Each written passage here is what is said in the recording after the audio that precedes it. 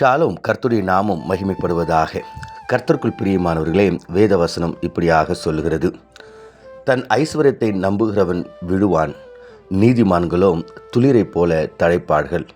நீதிமொழிகள் 11:28. கர்த்தருக்குள் பிரியமானவர்களே, நாம் தியானித்த இந்த வேத வசனம் ஆழ்ந்த சத்தியத்தை நமக்கு கற்றுக் கொடுக்கிறது. தேவன் இப்படியாக சொல்லுகிறார், தன் ஐஸ்வர்யத்தை நம்புகிறவன் விழுவான், நீதிமான்களோ துளிரை போல தழைப்பார்கள். இன்றைக்கி நிறைய நேரங்களில் தேவனுடைய பிள்ளைகளாக இருக்கட்டும் அல்லது புறஜாதி மக்களாக இருக்கட்டும், நம்ம அநேக இடங்களில் பார்க்குற ஒரு காரியம், ஒரு மனிதனுடைய ஆரம்ப காலத்தில் அவர்கள் கர்த்தரை மிகவும் நம்பி அவர்கள் செய்கிற பிஸ்னஸாக இருக்கட்டும், மற்ற காரியங்களாக இருக்கட்டும், வேலைகளாக இருக்கட்டும், எதுவாக இருந்தாலும் ஆண்டவரை நம்புவார்கள். ஒரு நாள் அல்லது கொஞ்சம் வருஷத்துக்கு அப்புறம் அவர்களுடைய தொழில், அவர்கள் செய்கிற அந்த பிஸ்னஸ், மற்ற காரியங்களை அவர்கள் நல்ல ஒரு உயர்வை கண்டு நல்ல பணத்தை கண்டுட்டோன்னா கடவுள் யாருன்னு கேட்பாங்க. கடவுள் இருக்கிறாரா கேட்பாங்க. நான் கஷ்டப்பட்டேன்னு சொல்லுவாங்க. அப்போ அவங்க என்ன பண்ணிவிடுவாங்கன்னா, தங்களுடைய ஐஸ்வர்யத்தின் மேலே, தாங்கள் சம்பாதித்த அந்த பொண்ணு, பொருள், பணம், பேர், புகழ், இது மேலே என்ன பண்ணிவிடுவாங்கன்னா சார்ந்துருவாங்க.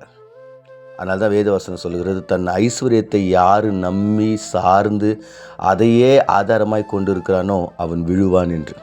கர்த்தருக்குள் பிரியமானவர்களே, கொரோனா டைமில் நீங்கள் பார்க்க முடியும், எல்லாரும் விழுந்து போனோம். அதாவது எல்லா ஐஸ்வர்யவானங்களும் விழுந்து போனாங்க. அவர்கள் வச்சிருந்த பணம், பொருள், கிருள் எல்லாம் அழிஞ்சு போச்சு, எல்லாம் நஷ்டத்தில் போச்சு. ஆனால் ஒரு நீதிமான் கூட அழிஞ்சு போனதா, கஷ்டப்பட்டதா, சாப்பாட்டுக்கு வழி இல்லாமல் இருந்ததா நம்ம பார்க்கல. ஏன்னா நீதிமான்கள் துளிரை போல தழைப்பார்கள், ஐஸ்வர்யவான்களோ விழுந்து போவார்கள்.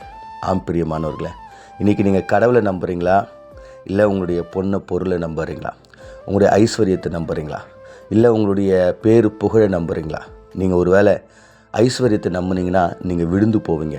ஆனால் நீங்கள் கர்த்தரை நம்பினீங்கன்னா நீங்கள் நீதிமானாய் மாறி நீங்கள் துளிர்த்து துளிர்த்து துளிர்த்து நீங்கள் வளர்ந்து கொண்டே இருப்பீங்க.